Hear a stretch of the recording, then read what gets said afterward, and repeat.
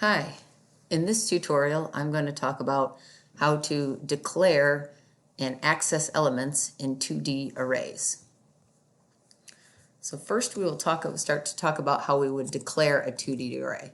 Very similar to a 1D array where we use the brackets, but instead we're going to use a set of two of them because a 2D array, instead of being like a list of items, is more like a chart of items where you have rows and columns.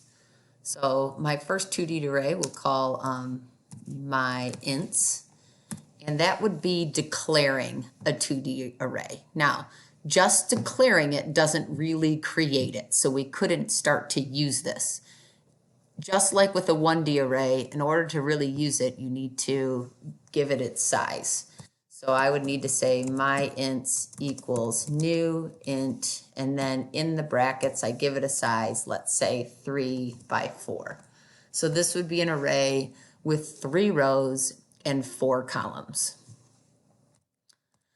I can, in a shorter way to do this, I could say, we'll call this one my dubs equals new double. And then let's say this is a 5 by 6 array, or 5 by 7. So in this one, I actually declared it and gave it its size all in one line, which would probably be more common than what you did above. The above one you would see more when you're creating a class with, and within that class you might have an instance variable that's a 2D array, and then it might not actually be given a size or until the constructor. But normally if you're just working in something like this, you're going to go ahead and declare it and give it its size all at once. Another way to do it would be, for example, to say string names equals, and I can go ahead, just like with the 1D array, I can assign the values right when I create it or declare it. So we'll just go ahead and create a small name array here. Ben, Sam,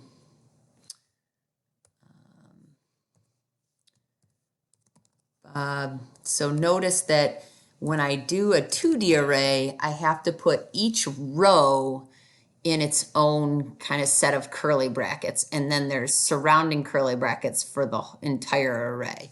So Sally, Linda, Betty. So now for my names array, I have created a 2D array that is 2 rows and 3 columns. And the reason I know it's 2 rows is because each one of these sets of curly brackets would indicate a row in the array. And then because there's 3 items in each one, that would be 3 columns. So those are the few different ways to declare a 2D array. Now, if we want to access elements in a 2D array, it really works exactly the same as a 1D array. Do remember that just like with a 1D array, the index of the first row or the first column is going to be 0, just like it was before.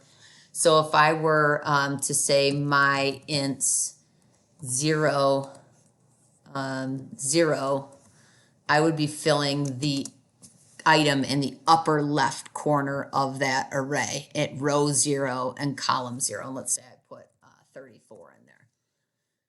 So when I want to assign elements of value, or if I want to access a specific element, it's really the same as you do with a 1D array, except obviously you're having to give it a row and a column and not just one index. So, and again, just to show you another one, I could say my ints 2, 3 equals 12. I could say my dubs 4, 3 equals 2.3, etc. And again, be careful that, remember, if this has 3 rows, then the index of the last row would actually be 2, right? Because we'd have row 0, row 1, and row 2. So it's always 1 less than whatever that length is. And it's, again, it's the same concept that goes with the 1D arrays. We're just having to do 2 dimensions instead. If I want to access the element to say print it out, for example, I could say names one